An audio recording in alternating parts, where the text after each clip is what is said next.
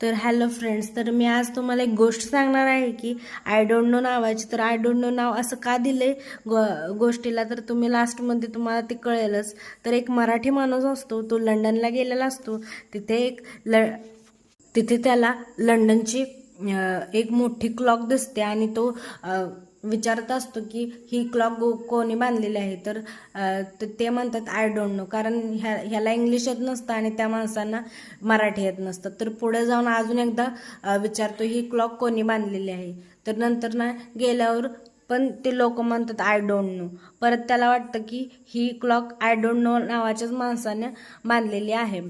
तर त्याला अजूनच उत्सुकता वाटते की तर त्या माणसाला भेटायचं असतं आय डोंट नो नावाच्या. तर तो कुठे राहत असेल, काय करत असेल आणि मला त्याला कसं भेटता येईल हाच विचार करत असतो. तर तो तसाच पुढे जातो आणि त्याला एक मेलेल्या माणसाचे म्हणजे शव वगैरे घेऊन जाणाऱ्या माणसं वगैरे गोळा झालते तिथं.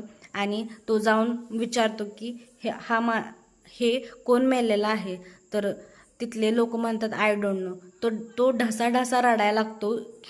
त्याला वाटतं की त्याला वाटतं की तो आय डोंट नो माणूसच मेलेला आहे.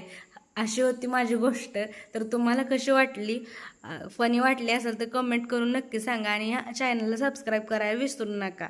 Bye bye, good night, have a nice dream.